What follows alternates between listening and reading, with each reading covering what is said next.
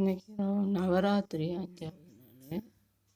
அதனால் நாங்கள் ஒரு பிரசாதமும் லஞ்சும் தான் ரெடி பண்ண போகிறோம். வாங்க வீடியோக்குள்ள போகலாம்.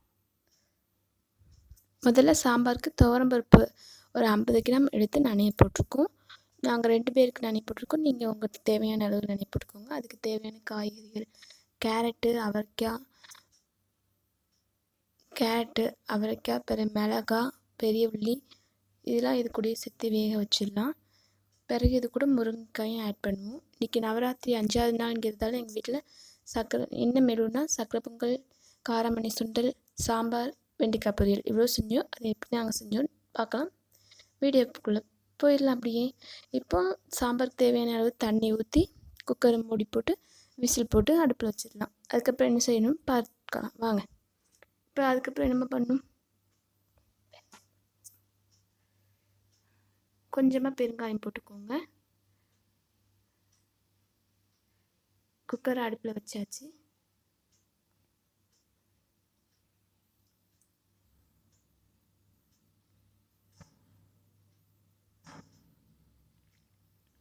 இந்த அளவுக்கு வெந்து வந்திருக்கு. நல்லாவே வெந்திருக்குல்ல.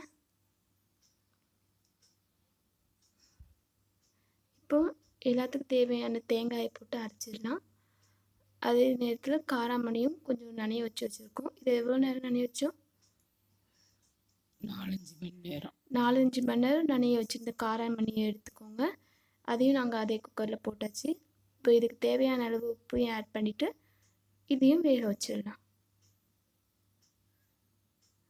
உப்பு ஆட் பண்ணியாச்சு. இப்போ இதையும் மூடி வச்சுட்டு சைட்வைஸ் இந்த சாம்பார் வச்சுருக்கோம்ல, இதில் புளியை கரைச்சி ஊற்றிடலாம். இதையும் இப்போ கொதிக்க வைக்கணும்.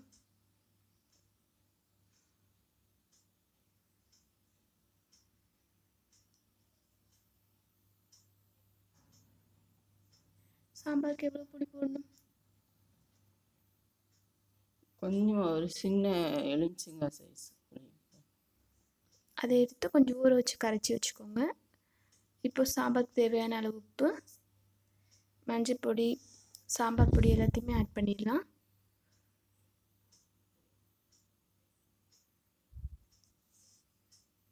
இது சாம்பார் பொடி. நாங்கள் வீட்லேயே அரைச்ச சாம்பார் பொடி தான். இது எப்படி வேணும்னாலும் இன்னொரு வாட்டி நாங்கள் ரெசிபி வீடியோ போடுறோம். வீட்லேயே அரைச்சா அது ஒரு டிஃப்ரெண்ட் டேஸ்ட்டாக இருக்கும். அப்படி தானே?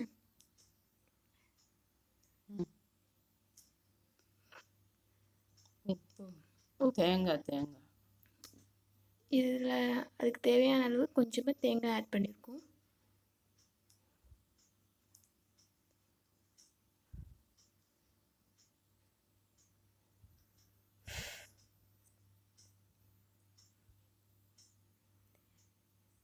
இப்போ கமகமன் வாசமோட சாம்பார் ரெடி ஆகிட்டே இருக்குது. இப்போ அடுத்தது நாங்கள் என்ன பண்ண போகிறோம்னா சக்கரை பொங்கலுக்கு அரிசி எடுத்துருக்கோம். அதே 100 கிராம் அரிசி. இது 1 கிளாஸ்.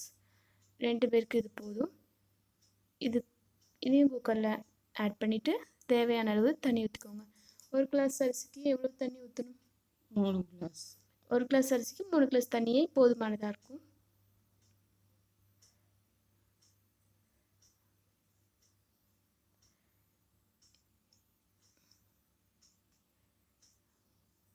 மூணு கிளாஸ் தண்ணி ஊற்றி அடுப்பில் வச்சாச்சு. இப்போ அடுத்ததாக சக்கரை பொங்கலுக்கு பாகு காய்ச்ச போகிறோம். பாகுக்கு உங்களுக்கு இஷ்டமான அளவுக்கு சர்க்கரை போட்டுக்கோங்க. எவ்வளோ சர்க்கரை போடலாம்? சர்க்கரை 150 கிராம். அது உங்களோட டேஸ்ட்டை பொறுத்துனால இருக்கலாம். 150 கிராம் போட்டுக்கோங்க. இப்போ அந்த பச்சரிசி வேக வச்சு இந்த தனியாக கிண்ணியில் எடுத்து வச்சுருக்கோம். இதில் பாகு வந்து வடிகட்டி ஊற்ற போகிறோம். நாங்கள் பாகு வடிகட்டி ஊற்றியாச்சு. இது கூட இப்போது நாங்கள் என்ன ஆட் பண்ண போகிறோன்னா, என்ன ஆட் பண்ணுவோம்ல,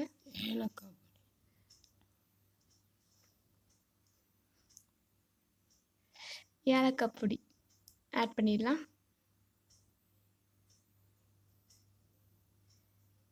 நல்லா மசிச்சு விட்டுக்கோங்க. இது கொஞ்சம் தண்ணியாக இருக்குது.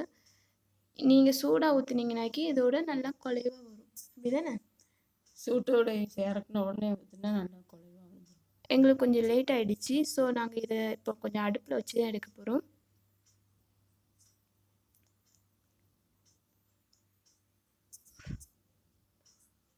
அடுப்பில் வச்சு இது கொஞ்சம் குலைவாக வேகிற வரைக்கும் அடுப்பில் வைக்க போகிறோம். இப்போ இது தாளிக்கிறதுக்கு நெய் ஊற்றிருக்கோம்.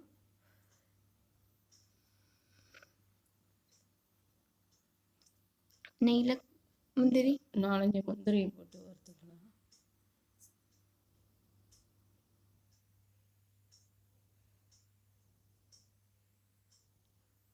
இதை தனியாக எடுத்து வச்சுட்டு அதுலேயே காராமணி பிரசாதங்கிறதால அதையும் தாளிச்சிடலாம். நெய் தேவையான நெய்யை சக்கரை பொங்கலில் கோரி ஊற்றிடலாம். இப்போ காராமணிக்கு தாளிக்க போகிறோம். அடுத்தது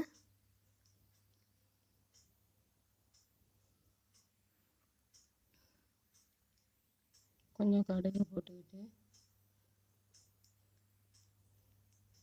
ஒரு 2 மிளகுத்தலை பிச்சு போட்டுக்கலாம்.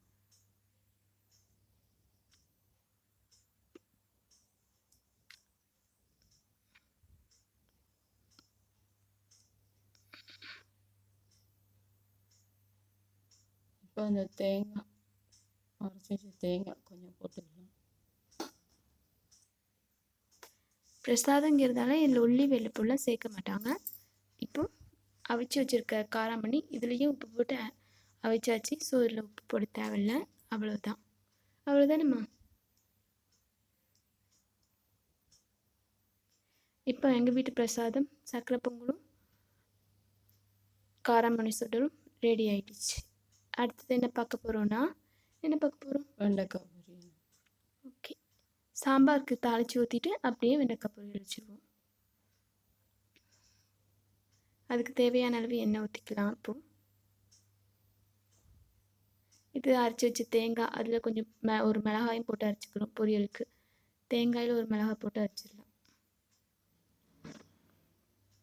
வெண்டைக்காய் பொரியல் ரெடி ஆகிட்டுருக்கு. வெண்டைக்காய் பொரியலுக்கு கொஞ்சம் எண்ணெயில் கடுகு போட்டு உள்ளி வேணால் போட்டுக்கோங்க. இப்போ வெண்டைக்காய் போட்டு வதக்கிடலாம்.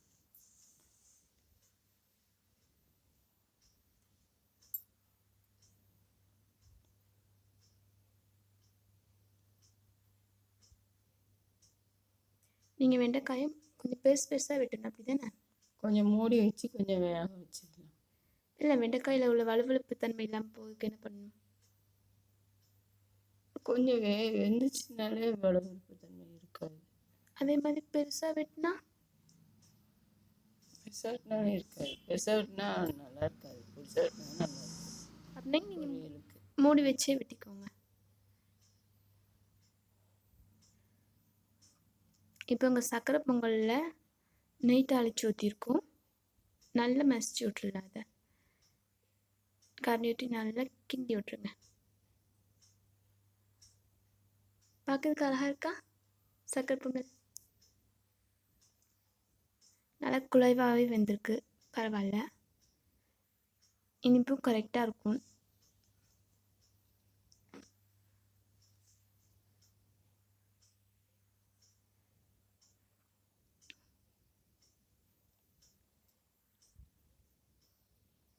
இதுக்கு மேலே வறுத்து வச்சுருக்க முந்திரியும் ஆட் பண்ணிவிட்டு சாமிக்கு பிரசாதம் வச்சிட வேண்டியது தான்.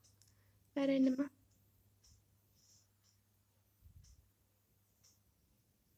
பொரியலுக்கு தேங்காயை போட்டுக்கலாம். அரைச்சி வச்ச தேங்காய்.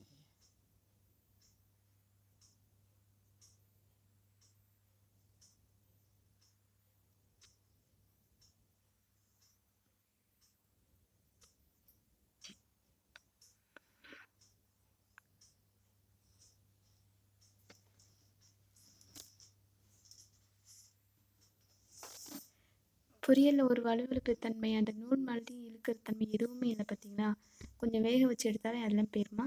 இப்போ எங்கள் வீட்டில் எல்லாமே ரெடி ஆகிடுச்சு. சக்கரை பொங்கல், ஒயிட் ரைஸ், வெண்டைக்காய் பொரியல், காராமணி சுண்டல் எல்லாமே ரெடி ஆகிடுச்சு. கண்டிப்பாக உங்களுக்கு இந்த வீடியோ பிடிச்சிருக்குன்னு நினைக்கிறேன். சாம்பார் தாளித்து ஊற்றியாச்சு. பார்க்கறதுக்கு ரொம்ப அழகாக இருக்கும். இப்போ என்ன பண்ணணும்?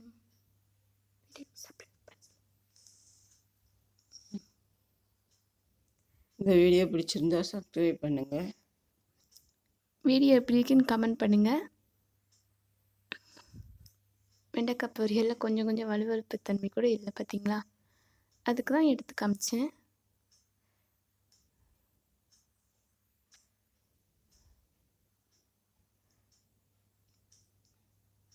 காராமணி சுண்டல் உடம்புக்கு ரொம்பவே நல்லதுங்காங்க. அது மேனியோட அழகுத்தன்மையை கூட்டும். முகம் பொலிவுக்கு ரொம்ப நல்லதுங்காங்க. நீங்களும் உங்கள் வீட்டில் கண்டிப்பாக ட்ரை பண்ணி பாருங்கள். கீரையை விட அதில் நிறைய சத்து இருக்கா. கண்டிப்பாக நவராத்திரியில் நீங்கள் உங்கள் வீட்டில் ட்ரை பண்ணி கொடுக்கலாம். உங்கள் குழந்தைங்களுக்கும் நீங்கள் இதே மாதிரி செஞ்சு கொடுத்தா கண்டிப்பாக சாப்பிடுவாங்க. இதில் தேங்காய் ஆட் பண்ணியிருக்கிறதே போதுமானது. நல்லா விரும்பியே சாப்பிடுவாங்க.